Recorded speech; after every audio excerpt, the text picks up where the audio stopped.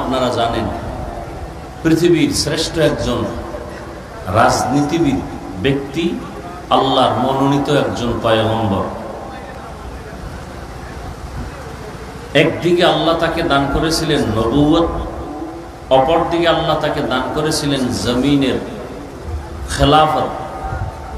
কেমন খেলাফতের দায়িত্ব পালন করেছেন? গোটা দুনিয়া শাসন করেছেন। এ ঘটনা কোরআনে আছে, আপনারা জানেন। যদিও এই কথাটাকে আপনার অন্তরে শতভাগ বিশ্বাস অনেকে করেন না। শতভাগ যদি এই কথা মানুষ বিশ্বাস করত, তাহলে কোনোদিন এ কথা বলতো না যে ইসলামে রাজনীতি নেই। বরং পৃথিবীতে শ্রেষ্ঠ রাজনীতি ইসলাম শিখাইছে। পবিত্র রাজনীতি ইসলামের রাজনীতি। ইসলাম ছাড়া সব রাজনীতি নাপাক রাজনীতি। ইসলামের রাজনীতি পবিত্র রাজনীতি, ইসলামের রাজনীতি শান্তির রাজনীতি, ইসলামের রাজনীতি সম্মানের রাজনীতি। এর বাইরে সব চাঁদাবাজি আর ধান্দাবাজি। ইসলাম মানুষের অধিকার রক্ষা করার রাজনীতি শিখায়। ইসলামের রাজনীতি শিখিয়ে গেছেন সুলাইমান নবী। ইসলামের পবিত্র রাজনীতি শিখিয়েছেন রহমাতুল্লিল আলামিন। এ কথাটা শতভাগ অনেক মুসলমান অন্তরে না রাখার কারণে বলে ইসলামের রাজনীতি নেই। অথচ পৃথিবীর শ্রেষ্ঠ রাজনীতির শিক্ষক আমার রাসূল।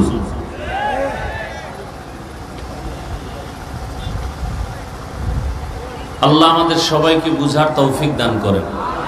তো সুলাইমান নবী সিংহাসনে চলতেছেন।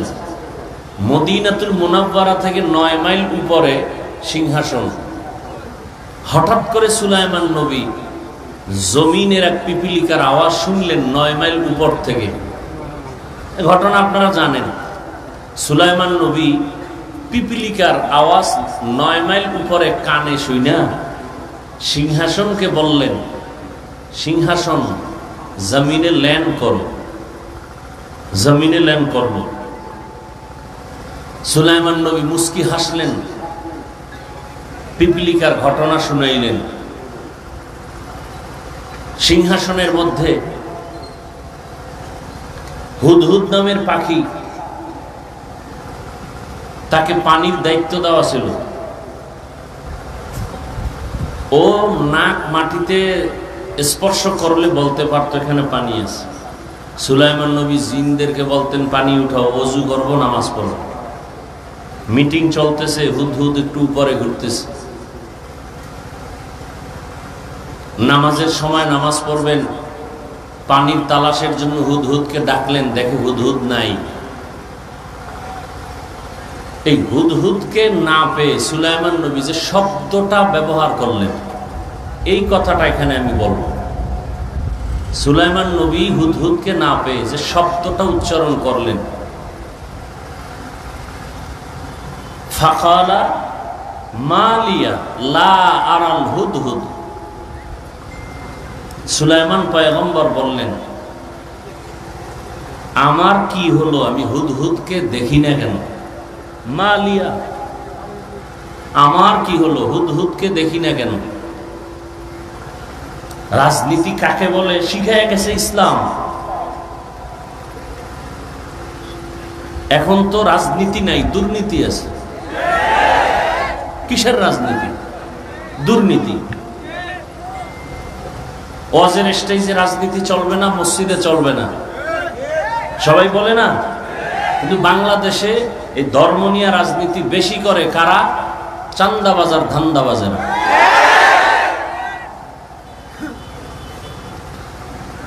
মানে হুজুর কিছু করতে পারবে না, সে মূর্তির মতো থাকবে, আর সব আকাম সাকাম সব অন্যেরা করবে, বাধা দেওয়া যাবে না। আল্লাহ হেদায়াত দান করুন। সুলাইমান পয়গম্বর যে পয়েন্ট আউট করলেন, কোরআনের শব্দ মালিয়া, আমার কি হলো? মসজিদে মুসল্লি নাই, আমরা হুজুরেরা বলি সভাপতি আসে না কেন, তার কি হলো? সুলাইমান নবী শিক্ষা দিলেন, হুদহুদকে দেখি না কেন, আমার কি হলো? এমপি, মন্ত্রী, সরকার, প্রধান উপদেষ্টা, গোষ্ঠী শুদ্ধা সবাই যদি বলে আমার কি হলো যে ঢাকা উত্তরার স্কুলের ছাত্র মরে গেল? আমার কি হলো? আমার কোন অপরাধের কারণে আমার সন্তান মারা গেল? আমার কোন অপরাধের কারণে আমার স্ত্রী কষ্ট পায়? আমার কোন অপরাধের কারণে আজ দেশবাসী কষ্ট পায়? আমার কি হলো যে দেশের মানুষ আমার কথা শুনে না? আমার কি হলো যে আমার এলাকায় অশান্তি? ওমরে ফারুক রাদিয়াল্লাহু আনহু এজন্য বলেছেন, হাসিবু আনফুসাকুম ক্বাবলা আন তুহাসিবু। আসল হিসাবের আগে নিজের হিসাব মিলায় নাও। আসল হিসাব যেদিন শুরু হবে ওদিন আর কোনো পাগলামি চলবে না। শিশু বাচ্চার গুনাহ নাই, ও কষ্ট পায় কেন? মা বাবার গুনার শাস্তি। দেশে অশান্তি কেন? আমার কারণে। আমি মানুষকে বয়ান যা দেই সে বয়ান আমি আমল করি না।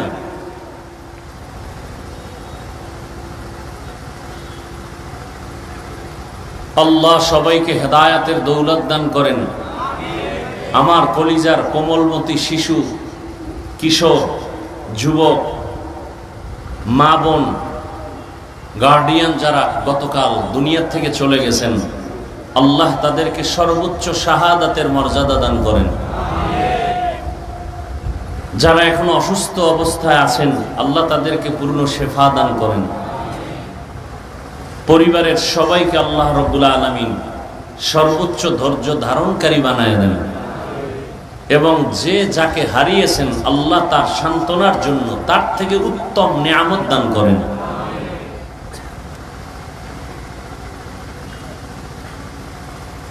আল্লাহ মুসিবত থেকে দেশ এবং জাতিকে হেফাজত করেন। আগুনের গজব, আগুনের গজব।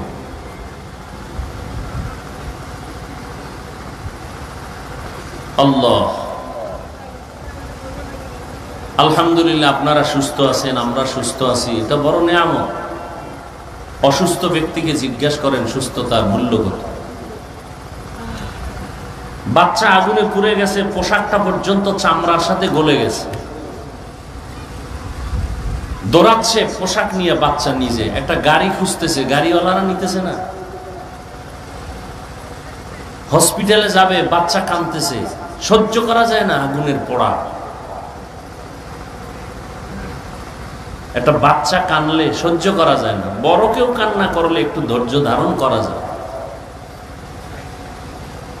আজকে অনেকে সাংবাদিক মিডিয়ায় দেখাইছে যে ওর সেই টিফিন পড়ে আছে, খানা পড়ে আছে, ব্যাগ পড়ে আছে, বাচ্চা নেই। নির্মম ইতিহাস।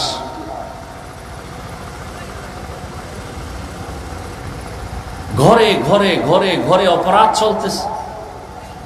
মা অপরাধ করে, বাবা অপরাধ করে, ছেলে মেয়ে অপরাধ। ঘরের মধ্যে সারা রাত মোবাইলে জেনা করে, জেনা, চোখের জেনা, কানের জেনা, জবানের জেনা, অন্তরের জেনা, সারাটা রাত ঘরে ঘরে চলতেছে। যেই পরিমাণ গুনাহ চলে সারা রাত ঘরে ঘরে, এতে তো ঘুমের মধ্যে আল্লাহর গজব আসা দরকার ছিল, সেই পরিমাণ আসে না কেন? একমাত্র রাহমাতুল লিল আলামিনের উম্মত হওয়ার কারণে আসে না। কিন্তু কপাল খারাপ, চিনলাম না সে রহমতের নবীকে। যদি চিনতাম তাহলে এখানে তো সব রসুলের আশেক, সবাই আল্লাহ মানে, নবী মানে, কোরআন মানেন, হাদিস মানেন। আপনাকে আমার দাড়ির জন্য বয়ান করতে হবে কেন? টুপি মাথায় দেওয়ার জন্য আপনাকে নতুন করে বয়ান দিতে হবে কেন? আমিও যে আল্লাহর গোলাম, আপনিও সে আল্লাহর গোলাম। আমি যে কোরআন মানি, আপনিও সে কোরআন মানেন। আপনাকে দাড়ির জন্য বয়ান দিতে হবে কেন? বরং আপনি দাড়ির জন্য বয়ান দেওয়ার পরে আপনি মানেন না, বলেন না রাখলে অসুবিধা কি? আপনার ঈমান এত দুর্বল হয়ে গেল?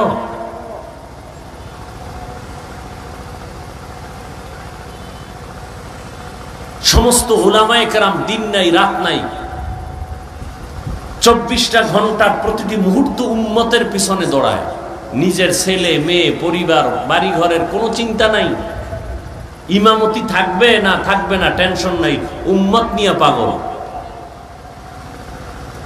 উম্মতের জন্য, এই জাতির জন্য আলেম ওলামা যেই পরিমাণ মেধা, যেই পরিমাণ শ্রম, যেই পরিমাণ সময় ব্যয় করেন আর কেউ করে না।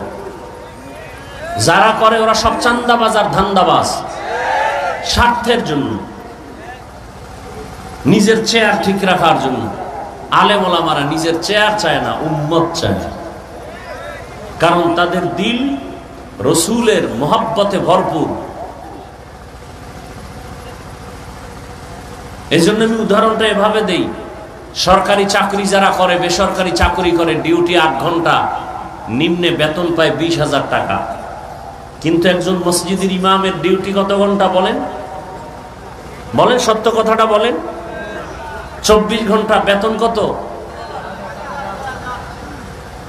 বলেন তো কত বড় জুলুম হচ্ছে। সরকারি বেসরকারি ডিউটি করে, চাকরি করে 8 ঘন্টা, বেতন 20,000, টেবিলের নিচে আরো কত মুক্তার দানা পড়ে থাকে। আর একজন ইমাম 24 ঘন্টা মসজিদ মাদ্রাসায় মেহনত করে, আলেম ওলামা, বেতন 5,000, তাও ঠিক মতো দেওয়া হয় না। মসজিদের সভাপতি দেন কত? বলে 100 টাকা, সেক্রেটারি 50, বেশি দেওয়া যাবে না, তাহলে সভাপতির সাথে বেয়াদবি হবে। এই 100 টাকা বেতন দিয়া ইমামকে গোলামের মতো ব্যবহার করে, রিমান্ডে রাখে ইমামকে, রিমান্ডে। এক বেলার নামাজে না থাকলে জবাব দিতে দিতে দফা ঠান্ডা হয়ে যায়। রিক্সা ড্রাইভারও ধমক দেয়, হুজুর ছিলেন না, গেছিলেন কই? ইমাম সাহেব বলে, কে তুমি আমাকে ধমক দাও? বলে, আমি রিক্সা ড্রাইভার। পাওয়ার কি? বলে, 5 টাকা বেতন দেই। এই পাওয়া। এগুলো কেন হচ্ছে? কাকে আপনি দোষ দিবেন? আমি যদি আপনাকে এই আঙ্গুলের টিপ না দেই, তা আপনি তো আমার নেতা হতে পারবেন না। তাহলে টিপ দেওয়ার আগে হিসাব করেন কাকে নেতা বানাবেন। জালেমকে, দুর্নীতিবাজকে? মুরগি আমানত রাখবেন শিয়ালের কাছে, আর যদি বলেন মুরগি পাইলাম না কেন? জুতার বাড়ি শিয়াল পাবেন আপনি? কথা বলেন না কেন? শিয়ালের কাছে মুরগি আমানত রাখলে যা হয়, মাদ্রাসা মসজিদ আর ধর্মের চাবি সুদখোর, ঘুষখোর, দুর্নীতিবাজ, চরিত্রহীনের কাছে দিলে তো তাই হবে। চরিত্রহীন, দুর্নীতিবাজ, সুদখোর, ঘুষখোর, এর হাতে যদি মাদ্রাসার চাবি থাকে, সে মাদ্রাসা ধ্বংস হয়ে যাবে। এর হাতে যদি মসজিদের নেতামি থাকে, মাস্তানি থাকে, মসজিদ ধ্বংস হয়ে যাবে। সিলেটের মানুষ তো এটা পারে না। আমরা সিলেটের মানুষকে মাথার মুকুট মনে করি শাহজালাল রহমতুল্লাহ আলাইহি, শাহপরান রহমতুল্লাহ আলাইহির কারণে। কিন্তু আপনাদের হালাত কি? কাকে টিপ দিবেন হিসাব আগে মিলিয়ে নেন। হাসিবু আনফুসাকুম ক্বাবলা আন তুহাসাবু। আসল হিসাবের আগে নিজের হিসাব মিলিয়ে নেন। আল্লাহ সবাইকে মাফ করেন। শিয়ালের হাতে মুরগি আমানত দিয়েন না, নিজের ক্ষতি টেনে আনবেন না, খবরদার। ওলামায়ে কেরাম অনেক আলোচনা করেছেন, অনেক দূর প্রোগ্রাম, ভাবতেই পারিনি এত দূরে, এত ভেতরে। 7 ঘন্টা একটানা গাড়িতে বসে। আমি অসুস্থ মানুষ, অনেক অসুস্থ। ওয়াদা রক্ষার জন্য আসলাম, 2 রাকাত মাত্র ফরজ নামাজ পড়লাম, আবার খাওয়ার জন্য নিল আরো ভিতরে। তারপর আপনারা ধৈর্যের পরিচয়ে বসে আছেন, আলহামদুলিল্লাহ। আমাদের হাতে কিছু নাই, আল্লাহর কাছে অভাব নেই। আপনাদের দিলের নেক তামান্না আল্লাহ কুদরতের দ্বারা পূরণ করে দেন। আল্লাহর কাছে কিছু পাই না পাই, অন্তত হেদায়াত পেয়ে যাই। বাড়ি আছে, গাড়ি আছে, টাকা আছে, সব আছে, হেদায়াত নাই, কিচ্ছু নেই। আর বাড়ি গাড়ি কিচ্ছু নাই, হেদায়াত আছে, সব আছে। কি আমাদের হুজুরদের টাকা নাই, পয়সা নাই, বাড়ি নেই, গাড়ি নেই, সম্মান আছে না নাই? বলেন বলেন। করোনা, স্কুল কলেজ ভার্সিটি সব বন্ধ, চাকরি বন্ধ, ফ্যাক্টরি বন্ধ, কোরআনের ফ্যাক্টরি বন্ধ হয় নাই। কুলাঙ্গারের বাচ্চা মাস্ক লাগায় বসে আছে, করোনা বাবারে ধইরা ফেলছে, কাছে যায় না, মরার ভয়। শিক্ষিত কুলাঙ্গার একটা না ট্রিপল মার্কস লাগাইছে, মরবে না। সেই সময়ের ইতিহাস, আমার দেশের টুপিওয়ালারা সেই করোনার লাশগুলো নিজ হাতে নিয়ে কাঁধে ধরলেন, গোসল করাইলেন, কাফন পড়ালেন, জানাজা পড়ায় কবরে রাখলেন। একজন হুজুরও করোনায় মরে নাই। এই জাতির যুবকদেরকে বলছি, এই জাতির জন্য নিঃস্বার্থ কলিজার আপন বন্ধু ওলামায়ে কেরাম সারা নিঃস্বার্থ আর কেউ না, আর সব স্বার্থপর।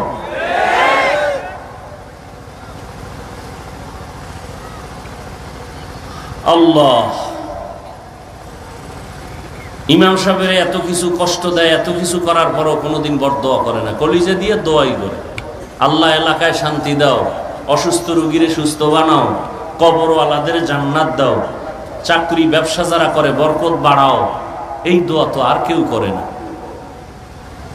জাতির কল্যাণে চোখের পানি ফেলে ওলামায়ে কেরাম, আর এই মানুষগুলো পদে পদে আলেমদের সাথে গাদ্দারি করে, বেয়াদবি করে।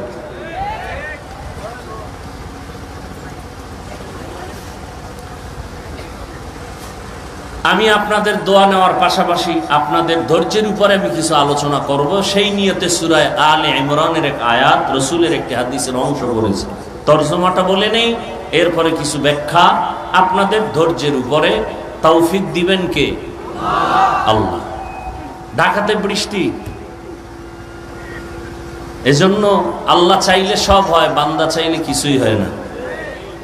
আল্লাহ বলেন, ইয়া আইয়ুহাল্লাযীনা আমানুত্তাকুল্লাহা হাক্কা তুকাতিহ, ও মুমিন তোমরা আল্লাহকে ভয় করো, ভয় করার মতো হক আদায় করে। ওয়ালা তামুতুন্না ইল্লা ওয়া আনতুম মুসলিমুন, মরণ লাগবে নি, কথা বলেন না কেন? আল্লাহ সতর্কবাণী করে দিলেন, এই মুমিন, মুসলমান না হওয়া পর্যন্ত মরণের বিছানায় যাইও না, মৃত্যুবরণ করিও না। রহমতের নবী বলেন, আলা সাবধান হে উম্মত, কুল্লুকুম রাঈন, তোমরা প্রত্যেকেই দায়িত্বশীল, অকুল্লুকুম মাসউলুন আন রাইয়াতিহি, আল্লাহর কাছে দায়িত্বের কারণে জবাবদিহিতার কাঠগড়ায় দাঁড়াতে হবে, রেডি থাকো। নবীজি হাদিসটা শুনাইলেন, সাহাবায়ে কেরাম প্রশ্ন করলেন, ইয়া রাসূলুল্লাহ, দায়িত্বশীল কে কার উপর? নবীজি বিস্তারিত বলতে থাকলেন, দায়িত্বশীল কে? বলে অধীনস্থদের যিনি গার্ডিয়ান, তিনি অধীনস্থদের জন্য দায়িত্বশীল। প্রত্যেকটা সন্তান মা বাবার অধীন, প্রত্যেক মা বাবা সন্তানের উপরে দায়িত্বশীল, প্রত্যেক স্ত্রী স্বামীর অধীন, প্রত্যেক স্বামী স্ত্রীর জন্য দায়িত্বশীল, প্রত্যেক শিক্ষক ছাত্র ছাত্রীদের জন্য দায়িত্বশীল, মসজিদের মুসল্লিদের জন্য ইমাম খতিব দায়িত্বশীল। কমিটি না, এই মসজিদের মুসল্লিদের দায়িত্বশীল ইমাম এবং খতিব। তা কমিটি কেন? কমিটি দায়িত্বশীল বিল্ডিং এর। কিসের? বিল্ডিং সুন্দর করবে, ফ্যান লাগবে, এসি লাগবে, ইমামের বেতন বাড়ানো লাগবে, এই কাম কমিটির। মুসল্লিদের দায়িত্ব উম্মতের উপর, মুসল্লিদের দায়িত্ব আলেম ইমাম খতিবের উপরে। কিন্তু ওই যে একটু আগে বললাম, ইমাম খতিব কি দায়িত্ব পালন করবে? কমিটি পুরাটা দায়িত্ব নিয়ে বসে আছে, ইমামকে জিম্মি করে রাখছে, আর ইমাম সাহেব দুর্বল অবস্থায় বসে আছে। কেন? যে শিয়ালের হাতে মুরগি, আমানত, সমস্যা, কিছু বলা যাবে না, বললেই বিপদ। আল্লাহ আমাদের সবাইকে সহিহ বুঝ দান করেন। আর একজন সাহাবী জিজ্ঞাসা করলেন, ইয়া রাসূলুল্লাহ, অধীনস্থ যারা তাদের দায়িত্বশীল গার্ডিয়ান, আমার অধীনেও কেউ নাই, আমিও কারো অধীনে নেই, আমি একা, মা নাই, বাবা নাই, ছেলে মেয়ে স্ত্রী কিচ্ছু না, আমি একা, আমার কোনো দায়িত্ব আসেনি। রহমতের নবী বললেন, আপনি আপনার অঙ্গ প্রত্যঙ্গের দায়িত্বশীল। আল্লাহ দুটো হাত দিয়েছেন, এরও একটা ডিউটি আছে আলাদা। দুটো চক্ষু দান করেছেন, চোখ দুটো আল্লাহ এমনি দেন নাই, ডিউটি আছে আলাদা। দুটো কান দান করেছেন, এগুলোর ডিউটি আছে আলাদা। দুটো পা দান করেছেন, এগুলোর ডিউটি আছে আলাদা। কিয়ামতের ময়দানে আল্লাহর আদালতে এগুলোর জিজ্ঞাসাবাদ করা হবে। আল্লাহ জিজ্ঞাসা করবেন, বান্দা যেই দায়িত্ব দিয়ে চক্ষু দিলাম পালন হইল কিনা? অনেক গুনাহগারেরা আযাবের ভয়ে মিথ্যার আশ্রয় নিবে। হ্যাঁ করেছি, দায়িত্ব পালন করেছি, আল্লাহ তো ভালো জানেন দায়িত্ব পালন হয় নাই। তখন আমার আল্লাহ বান্দার জবানটাকে বন্ধ করিয়া হাতকে বলবেন কথা বলো। আমি কিন্তু বলছি আপনাদের ধৈর্যের উপরে বয়ান, উঠা বসা করবেন না। এত কষ্ট করে আপনারা বসলেন, আমিও আসলাম, দুটো কথা আপনারা যদি না শুনেন তাহলে আমি ছেড়ে দেই, আমি আস্তে আস্তে আবার ঢাকার দিকে আগাই। নিজেও ক্ষতি করবেন, অন্যেরও ক্ষতি করবেন, এমন কপাল নিয়ে দুনিয়াতে আসলেন কেন? নবীজি বলেন সব থেকে ভালো মানুষ কে? খায়রুন নাস মান ইয়ানফাউন নাস। সব থেকে ভালো মানুষ তো ওই ব্যক্তি যার দ্বারা অন্যের উপকার হয়। আপনার এমন কপাল কেন যে নিজের কপালটাও পুরেন, অন্যেরটাও পুরেন? কিয়ামতের ময়দানে আল্লাহ হককে বলবেন কথা বলো। আল ইয়াউমা নাখতিমু আলা আফওয়াহিহিম ওয়া তুকাল্লিমুনা আইদিহিম ওয়া তাশহাদু আরজুলুহুম বিমা কানু ইয়াকসিবুন। দস্তগুয়াদ মঞ্চুনি দুজদিদা আম লব্বগুয়াদ মঞ্চুনি বুসিদা আম চশমগুয়াদ চিদা আম গামজা হারাম গোশগুয়াদ চিদা আম সমরুল কালাম। আল্লাহ যখন হাতকে বলবে কথা বলো, আপনাদের ধারণা কি হাত কথা বলতে পারবে? বলেন বলেন, বাস্তবে কি হাত আমাদের কথা বলে? বলে না। এখান থেকে একটা পয়েন্ট আজীবন মনে রাখলে আর কোনোদিন অলিয়া উলিয়ার বিরোধিতা করবেন না। আমি তো সারা বাংলাদেশে আমার মতো কঠোর ভাষায় কেউ বলে না।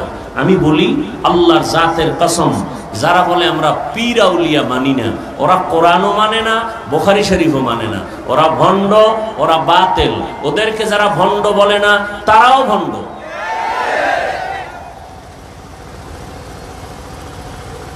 আল্লাহর জমিনে সব থেকে বড় দুশ্মন দুই দল। আল্লাহর জমিনে আল্লাহর বড় দুশ্মন কয় দল? এক দল সুদখোর, আর এক দল ওলিয়া উলিয়ার দুশ্মনেরা। সুদখোরের বিষয় বয়ান আছে কোরআনে, ওলিয়া উলিয়ার বিষয় বয়ান আছে বুখারী শরীফে। এজন্য বললাম যারা ওলিয়া উলিয়া মানে না, এরা কোরআনও মানে না, বুখারী শরীফ মানে না, এরা ভণ্ড। এদের যারা ভণ্ড বলে না তারাও ভণ্ড। আল্লাহ হেদায়েত দান করুন। তাহলে হাত কথা বলতে পারে না, এটাই বাস্তব। আল্লাহ যদি হুকুম করেন, কুদরতি ক্ষমতা দেন, পারবে না পারবে না? তাহলে এখান থেকে কি পয়েন্ট নিলাম? দুনিয়ার বিবেক যেটাকে বলে হবে না, আল্লাহর কুদরত বলে সেটা হবে। অসম্ভবকে সম্ভব করার ক্ষমতা কার? মরা গাছ কথা বলতে পারে না, কিন্তু আল্লাহর কুদরতে পারেনি? পারে। এই বিশ্বাস মুমিনের অন্তরে থাকতে হবে। যদি থাকে তাহলে আউলিয়ায়ে কেরামের কারামতকে কেউ অস্বীকার করবে না।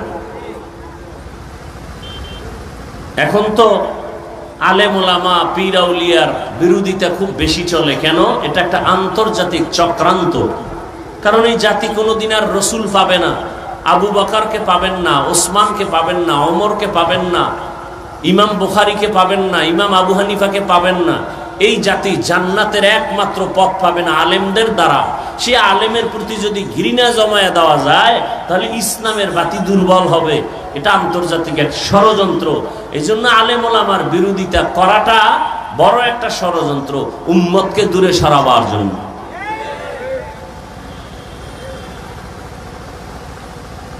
আল্লাহ কিয়ামতের দিন আল্লাহ যখন বলবেন হাত কথা বলো, সাথে সাথে কথা বলা শুরু করবে। ও আল্লাহ, যেই কাজের জন্য হাত দিছো, হাতের দ্বারা মা বাবার উপকার করবে, করে নাই। হাতের আঙ্গুলগুলো দিয়া দিয়া কোরআনের লাইনে টেনে টেনে কোরআন পড়বে, পড়ে নাই। চোখ বলবে হে আল্লাহ, দুটো চক্ষু তুমি দান করেছো, মা বাবার চেহারা দেখবে সওয়াব, আলেমদের চেহারা দেখবে সওয়াব, বাইতুল্লাহ দেখবে সওয়াব, আল্লাহর কোরআন দেখে দেখে তেলাওয়াত করবে সওয়াব। কিন্তু এই চক্ষু দিয়া মা বাবার চেহারাটা মহব্বতে দেখে নাই, আলেমদের চেহারা মহব্বতে দেখে নাই, এই চক্ষু দিয়া বাইতুল্লাহর দিকে তাকায় নাই, সারাটা রাত মোবাইল সামনে নিয়া চক্ষু দিয়া তাকায়া তাকায়া চোখের জিনা করে করে রাত কাটিয়েছে। কিয়ামতের ময়দানে আল্লাহর কাছে চোখ বলবে, পালাবার কোনো সুযোগ হবে না। আল্লাহর আদালতে বড় জবাবদেহিতার কাঠগড়ায় দাঁড়াতে হবে। এই জন্যই তো জান্নাতের টিকিট হাতে পাইয়া আবু বকর সারা রাত কান্না করেন, ইয়া রাসূলুল্লাহ, হাসরের ময়দানে আল্লাহর আদালতে আমি কি জবাব দিব সেই ভয়ে কান্না করতেছি।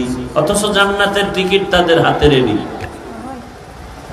তাহলে তাদের আমল কত সুন্দর, ইখলাস কত সুন্দর, এরপরেও কান্না করছেন। তাহলে আপনার আমার তো আমলই নাই, তাহলে আপনার আমার কি পরিমাণ কান্না করা উচিত? অথচ কান্না তো করি না, অন্য যদি কাঁদে তাও পছন্দ করি না। অথচ সিলেটের মানুষের জন্য এবারাত উপদেশ যে মানুষ তোর কপাল খারাপ কেন, আল্লাহর আযাবের ভয়ে সিলেটের পাথর পাহাড় বেয়ে বেয়ে পানি পড়ে। আল্লাহর কোরআন বলে সিলেটের পাহাড়ের পাথরগুলো কাঁদে আযাবের ভয়ে। মানুষ কি তুমি এত খারাপ যে তোমার চোখে পানি নাই? আল্লাহ বলেন, সুম্মা কাসাত কুলুবুকুম মিন বাদি যালিকা ফাহিয়া কাল হিজারা আও আশাদ্দু কাসওয়া ওয়া ইন্না মিনাল হিজারাতি লামা ইয়াতাফাজ্জারু মিনহুল আনহার। আল্লাহর আযাবের ভয়ে পাথর কান্না করে করে ঝর্ণা প্রবাহিত করেছে। তুমি জাফলংয়ে গিয়ে দেখো, পাথর থেকে ঝর্ণা পানি পড়তেছে। আল্লাহ কয় না, পাথর জাহান্নামের আযাবের ভয়ে কাঁদে। কারণ আল্লাহ তো ঘোষণা দিবেন কিয়ামতের ময়দানে জাহান্নামের আগুনকে জ্বালাবেন পাথর দ্বারা। ওয়াকুদুহান নাসু ওয়াল হিজারা আলাইহা মালাইকাতুন গিলাদুন শিদাদুন লা ইয়াসুনাল্লাহা মা আমারাহুম ওয়া ইয়াফআলুনা মা ইউমারুন। জাহান্নামের আগুনের ভয়ে পাথর যদি কান্না করতে পারে, মানুষ তোমার দিলটা পাথর থেকেও কি বড় খারাপ হয়ে গেল যে জাহান্নামের আযাবের ভয়ে তোমার চোখে কেন পানি আসে না? যাদের চোখে কান্না নাই তাদের কলবটা গুনার কারণে শক্ত হয়ে গেছে। শক্ত কলব নরম করার একমাত্র মেডিসিন গভীর রাতে আল্লাহর কাছে হাজিরা দেওয়া, তাহাজ্জুদের নামাজ। যে ফরজ নামাজই পড়ে না, এর তাহাজ্জুদ আবার কিসের? অথচ আল্লাহ তাআলা বলেন, বান্দা তুমি 5 বার আমাকে তালাশ করো, ফজর, যোহর, আসর, মাগরিব, এশা। কিন্তু আমি আল্লাহ মোহাব্বত করে বান্দা তোমাকে তালাশ করি যখন আসমান নীরব, জমিন নীরব। আমি আল্লাহ আমার বান্দাকে তালাশ করার জন্য, ডাকার জন্য প্রথম আসমানে আসি। অতিও গভীর হয় রজনী যখন, নীরবে প্রভুর নাম জপিও তখন। প্রভুর করুণা যদি পাইবারে চাও, গভীর রাতে উঠে প্রভুর গুণগান গাও। ফজর, যোহর, আসর, মাগরিব, এশা আমরা আল্লাহকে ডাকি, আর গভীর রাতে আল্লাহ বান্দাকে ডাকেন। আলা মিন মুস্তাগফিরিন ফাগফির আলা। ও গুনাহগারেরা, তোমার গুনার খবর কেউ জানে না, আমি আল্লাহ জানি। বান্দা, তওবার দরজা খুলে দিলাম, ডাকতেছি আসো। 50 বছর লাগায় জীবনে গুনাহ করে পাহাড় তৈরি করেছো। আমার কাছে যদি বান্দা অবনত চিত্তে ক্ষমা চাও, আমি আল্লাহ তোমার জীবনের সব গুনাহ এক মুহূর্তে ক্ষমা করে দিব। ও বান্দা, আমি আল্লাহ তোমাকে এটা বলি নাই যে তুমি ব্যবসা বাণিজ্য, লেখাপড়া, সংসার বাদ দিয়ে শুধু আল্লাহকে ডাকো। বরং আল্লাহ তাআলা এতটা দয়া করেছেন, 24টা ঘন্টার পর্দা দিয়া দুনিয়াটাকে আটকায় দিলেন। রাত আর দিন মিলায় 24 ঘন্টা আল্লাহ তাআলা এমন ভাবে বান্দাকে দয়ার নজর দিয়া দিলেন। বান্দা, তুমি ব্যবসা করো, চাকরি করো, লেখাপড়া করো, বিয়ে শাদী করো, বাধা নাই। স্কুলে পড়ো, কলেজে পড়ো, বাধা নাই। বান্দা এই 24টা ঘন্টার ভিতরে 22 ঘন্টা সময় তুমি নিজের কাজে ব্যয় করো, 2 ঘন্টা সময় তুমি তোমার কল্যাণে আমার কাছে ব্যয় করো।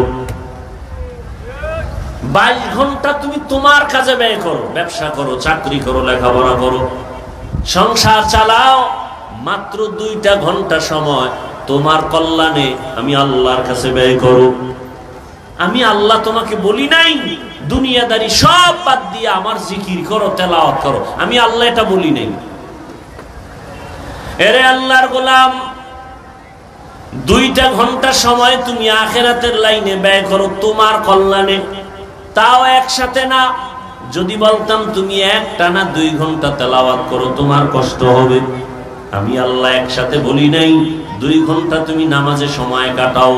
আমি আল্লাহ ভাগ করে দিলাম, ফজরে 20 মিনিট, জোহরে 20 মিনিট, আসরে 20 মিনিট, মাগরিবে 20 মিনিট, আবার এশার নামাজে 20 মিনিট।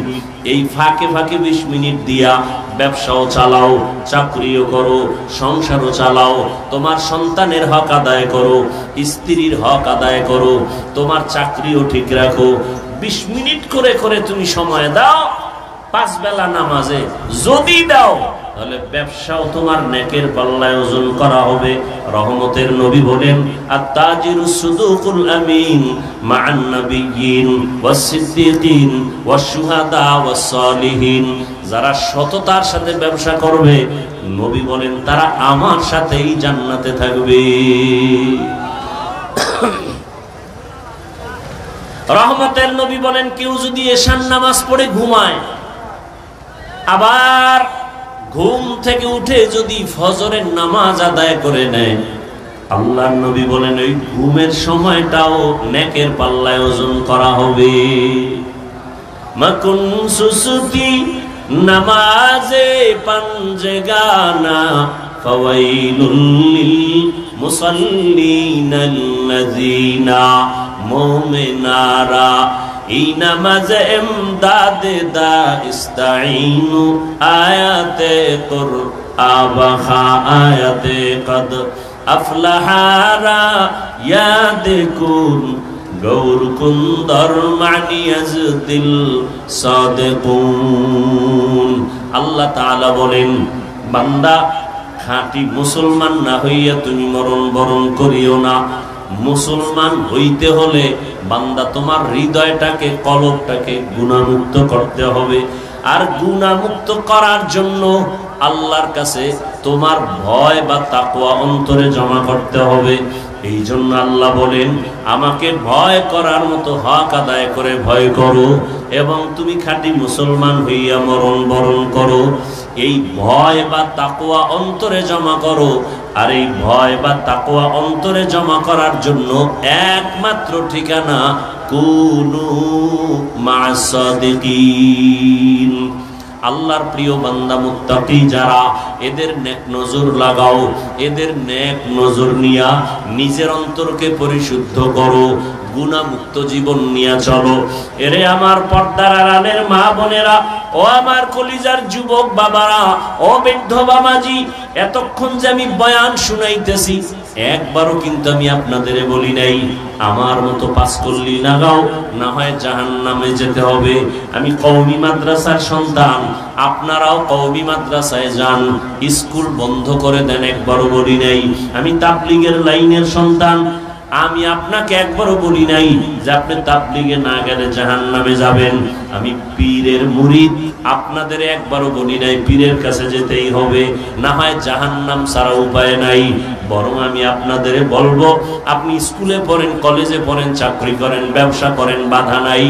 আমার পরামর্শ হলো ওখানে থাকিয়া জান্নাতের পথটাকে সুন্দরভাবে নিজে তৈরি করেন। স্কুলে পড়িয়া, কলেজে পড়িয়া, চাকরি ব্যবসা ঠিক রাখিয়া জান্নাত পাওয়ার কি রাস্তা নাই? কথা বলেন না কেন? এরে আমার কলিজার যুবক বাবারা, একটু নজর করিয়া দেখো, তোমার মতো কত যুবক স্কুল কলেজে পড়িয়াও 5 বেলার নামাজ পড়ে, আছে না নাই? বাস আর কোনো নতুন ওয়াজের দরকার নাই। এতটুকু ওয়াজ তোমার অন্তরে ঢুকাও যে তোমার মতো যুবক জেনারেল লাইনে থাকিয়া স্কুল কলেজে পড়িয়া যদি 5 বেলার নামাজ পড়তে পারে, তুমি তোমার বিবেককে প্রশ্ন করো, তুমি পারো না কেন? অবশ্যই তোমার উপরে আল্লাহ বেজার। এখন কি করার? একটাই পথ, আল্লাহ তওবার দিকে ডাকতেছেন, তুমি তওবা করো, জীবনের সব গুনাহ মাফ। মনটাকে বুঝাইয়া দাও, সারা রাত বয়ান শুনে কি লাভ হবে? মাঠ ভর্তি মুসলমানের অভাব নাই, কিন্তু অবস্থা যদি এমন হয় ফজরের নামাজেও নাই, জোহরেও নাই, আসরেও নাই, মাগরিবেও নাই, এশায়ও নাই, এই বয়ান শুনে কি লাভ হবে? মনটাকে বুঝাও রে বাবা, কয়দিন আর দুনিয়াতে বাঁচবা? ওই ঢাকার শহরে আগুনের ভেতরে কান্নার আওয়াজ তুমি দেখার পরেও কেন একটু চিন্তা করো না? মা বাবা কোনোদিন তো স্বপ্নেও ভাবে নাই আমার ষষ্ঠ শ্রেণীর সন্তানটা মরে যাবে, আমার চতুর্থ শ্রেণীর সন্তান দুনিয়া থেকে চলে যাবে। ওই সন্তানগুলো কখনো ভাবে নাই বাবার একাই বাপ্পু দোয়া করিও আমি লেখাপড়া করে ডাক্তার হব, ইঞ্জিনিয়ার হব। কিন্তু আমার মালিকের আদালতে হিসাব মিলানো হয়ে গেছে, দুনিয়া থেকে চলে যাবে, ডাক্তার আর হতে পারবে না, ইঞ্জিনিয়ার হতে পারবে না, মা বাবা চোখের পানি ধরে রাখতে পারে না। আমার কত স্বপ্ন সন্তানটাকে দিয়া, একটা মা বাবা নিজে না খাইয়া সন্তানের পেছনে সময় ব্যয় করে, নিজের ঘুমের চিন্তা করে না, খানার চিন্তা করে না। ও সন্তানেরা, ওই মা বাবার স্বপ্ন বাস্তবায়ন যদি করতে চাও, মা বাবার দোয়া ছাড়া কোনোদিন সামনে আগানো সম্ভব না। কিসের বাহাদুরি করো রে বাবা? এখনো সময় আছে, তওবা করো। কোন দিন আজরাইল এসে তোমাকে আমাকে নিয়ে যাবে বলা যায় না। তওবা করো আর মনেরে বুঝাও, আমার মতো যুবক যদি স্কুল কলেজে পড়িয়া নামাজ পড়ে আমি পারবো না কেন? তোমার আমার মতো যুবক জেনারেল লাইনে থাকিয়া র‍্যাব, আর্মি, পুলিশ, বিডিআরের চাকরি করে 5 ওয়াক্ত নামাজ পড়ে তুমি নিজেকে প্রশ্ন করো, তুমি কেন পারবা না? তোমার মতো কত জেনারেল লাইনের সন্তান রাস্তায় গাড়ি চালায়, একবেলার নামাজও ছাড়ে না, বলো বাবা তুমি কেন পারবা না? তোমার মতো যুবক নদীর মধ্যে মাছ ধরে নামাজ পড়ে, তুমি পারবা না কেন? পর্দার আড়ালের মা বোনেরা, আপনার মতো কত মা কত বোন এখনো আছে, পর্দা করে, মোবাইলে সময় নষ্ট করে না, স্বামীর মাল হেফাজত করে, 5 ওয়াক্ত নামাজ আদায় করে। এরে আম্মা জানেরা, আপনারা কেন পারবেন না? বৃদ্ধ বাবাজি, আপনার মতো কত বুড়ারা মসজিদে গিয়া 5 বেলার নামাজ আদায় করে, আপনি কেন পারবেন না? এখনো সময় আছে, তওবার দরজা দিয়া আমার আল্লাহ আপনাকে ডাকতেছেন, বারবার ডাকতেছেন। তওবার দরজা খোলা। আল্লাহকে যদি বলার মতো বলতে পারেন, ও আল্লাহর বান্দারা, আজ এখানে বসে বয়ান শুনতেছেন, আগামীকাল এই টাইম পর্যন্ত সুস্থ থাকার গ্যারান্টি আসেনি? আছে? রাতের বেলা ঘুমায় যাবা, ঘুমের মধ্যে যদি আজরাইল এসে হাজির হয়ে যায়, বলা যায় না। অতএব এখনো সময় আছে, তওবা করো। মনেরে বুঝাইয়া আল্লাহকে মনে মনে বলো, হে মালিক, জীবনে তো গুনাহ কম করি নাই, আমার গুনার খবর আমার জমিনে কেউ জানে না। ও আল্লাহ, তোমার দেওয়া পানি, তোমার দেওয়া বাতাস, তোমার দেওয়া সূর্যের আলো, চাঁদের আলো ভোগ করি, অথচ আবার তোমার সাথেই নাফরমানি করি। কত নামাজ ছাড়লাম, রোজা ছেড়ে দিলাম, দাড়ি কাটলাম, বেপরদায় চললাম, মা বাবার সাথে কত বেয়াদবি, শিক্ষকের সাথে কত বেয়াদবি, ওলামায়ে কেরামের সাথে কত বেয়াদবি। আল্লাহকে মনে মনে বলো, হে আল্লাহ, জীবনে আর কোনোদিন গুনাহ করব না, নামাজ ছাড়বো না, বেপরদায় চলবো না, মা বাবার সাথে বেয়াদবি করবো না, শিক্ষকের দোয়া নিয়া, ওলামায়ে কেরামের পরামর্শ নিয়া, নবীজির আদর্শ মেনে জীবন চালাবো। স্কুলে পড়িয়াও নামাজ ছাড়বো না, ডাক্তার হলেও নামাজ ছাড়বো না, ইঞ্জিনিয়ার হইয়াও নামাজ ছাড়বো না, মা বাবার সাথে বেয়াদবি করে বরদোয়া নিবা না। আল্লাহর কাছে যদি মন খুলে বলতে পারো, আল্লাহ তওবার দরজা দিয়া তোমাকে মাফ করে দিবেন।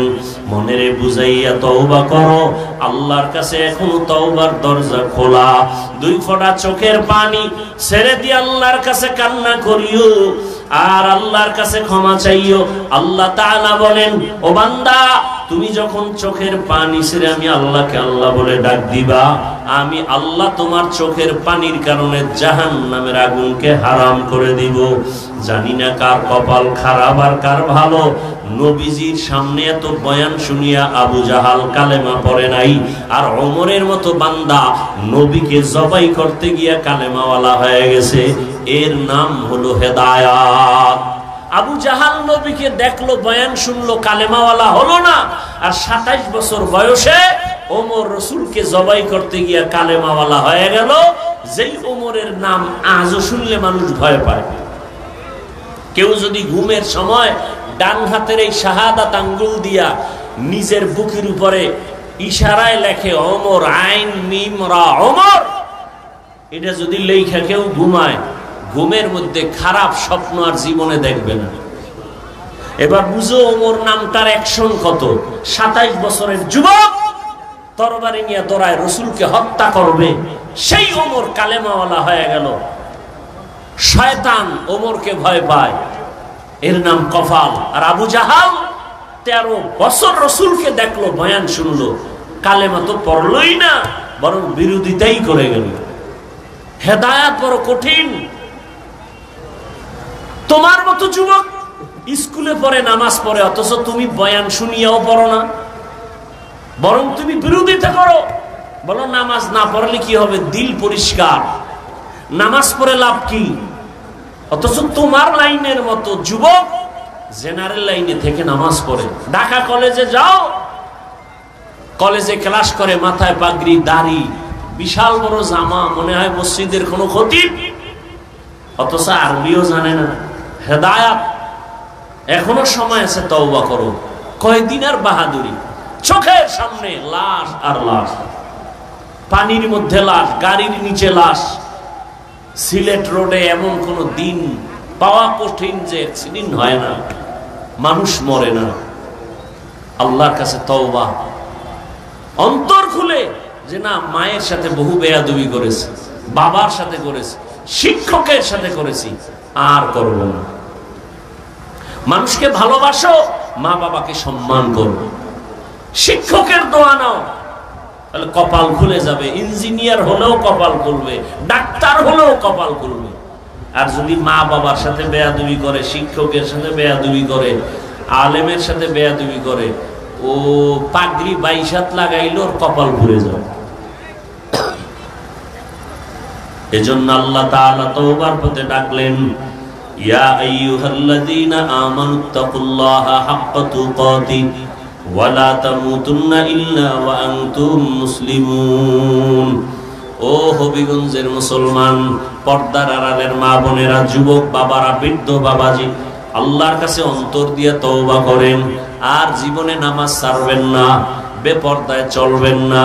আরে যদি নামাজ না পড়লে আল্লাহ খুশি হয়, একটা দলিল দেখেন, আমিও নামাজ ছেড়ে দেই। যদি দাড়ি না রাখলে আল্লাহ খুশি হন, দলিল দেন, আমরাও দাড়ি কেটে ফেলি। শীতের মধ্যে ওযু বানাইয়া নামাজ পড়া কষ্ট, যদি নামাজ না লাগে বলেন, কোরআন থেকে দলিল দেন, আমরা আর নামাজ পড়ব না। সেদিন এক বেয়াদব বলতেছে, নামাজের দলিল তো কোরআনে নাই। মানে এই পরিমাণ কপাল ভরা ধর্মের লাইনে বাড়তেছে সোনার বাংলায়, যা ভাষা নাই বল। মুসলমান বলে নামাজের দলিল তো কোরআনে নেই। চতুর্মুখী ষড়যন্ত্র চলছে শুধু মুসলমানের ঈমানকে ধ্বংস করার জন্য। অতএব যুবক বাবাদেরকে বলবো, এখনো সময় আছে, তওবা করেন। উলামায়ে কেরামের দোয়া নেন, মা বাবার দোয়া, শিক্ষকের দোয়া নিয়ে সামনে আগান। ডাক্তার হলেও যেন সম্মানের চেয়ার অনেক উপরে যায়। আল্লাহর কাছে তওবা করেন মনে মনে। আরে মানুষের অন্তরে একটা শখ থাকে, পার্কে গেলে কি জানি মজা। যুবককে বলবো, তুমি গেছো না, এবার ফিরো। মনে শখ লাগছে, মোবাইলে আড্ডা দিবা, দিছো না, এবার ফিরো। মনে শখ লাগছে ঘুরবা, কক্সবাজার, বিভিন্ন জায়গায়, গেছো না, এবার ফিরো। আর কত বছর গুনাহ করলে শখ মিটে যাবে? আর হায়াতের বাকি কত? এখনো সময় আছে, ফিরে যাও। আল্লাহ তোমাকে অনেক দামি করে দিবেন। তওবা, আল্লাহ বলেন বান্দা যখন তওবা করে দুফোঁটা চোখের পানি ছেড়ে দেয়, আমি আল্লাহ তোর জীবনের সব গুনাহ 1 সেকেন্ডে মাফ করে দিই। অতএব এখনো সময় আছে, তওবা করি। আর জীবনে মা বাবার সাথে বেয়াদবি করব না। কি যুবক বাবারা রাজি আছো?